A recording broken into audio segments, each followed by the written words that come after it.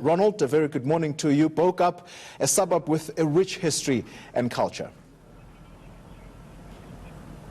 Yes, indeed, Kole. A very good morning to you from a chilly Bo Kaap, an area where earlier this year, 19 of its more famous sites were declared as heritage sites by Sports, Arts and Culture Minister Nathi Mthethwa. It was really a watershed moment for the people of Bo Kaap, who've been for many years fighting to preserve the history, the heritage and culture of this area. But to understand Bo Kaap a lot more, one really has to go back to its history and how Bo Kaap was really formed. Now, history tells us that back in 1760, the first inhabitants of Bo Kaap were slaves who lived here and who were also responsible for much of the buildings we are seeing here in Bo Kaap.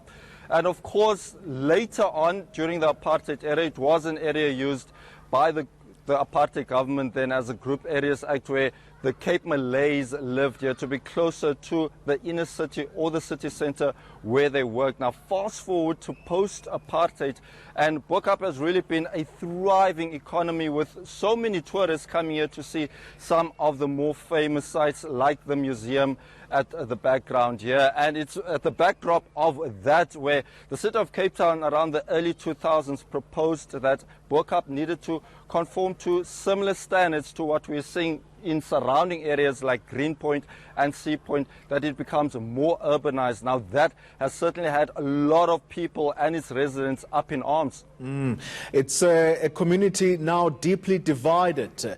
Why is this? It's deeply divided because exactly for that reason, people want to preserve what they've had for many years. I mean, some of the houses here have been passed from generation to generation.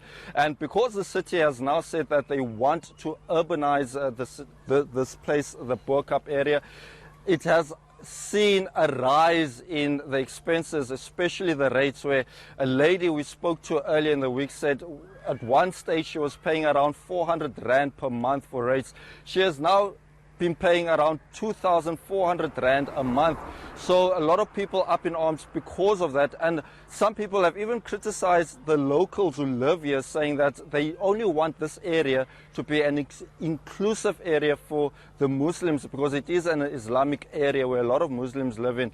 And criticizing these people, saying that, you know, a lot of them don't want sort of the restaurants that we've seen pop up here in this CBD or here in Cape Town, where a lot of it sell alcohol and also pork, which is not allowed in Islam. So a lot of division amongst the people living here. The developers have come and built some of the buildings. We've seen protests play out, especially at the end of last year, between those developers and the people who live in Bo Kaap.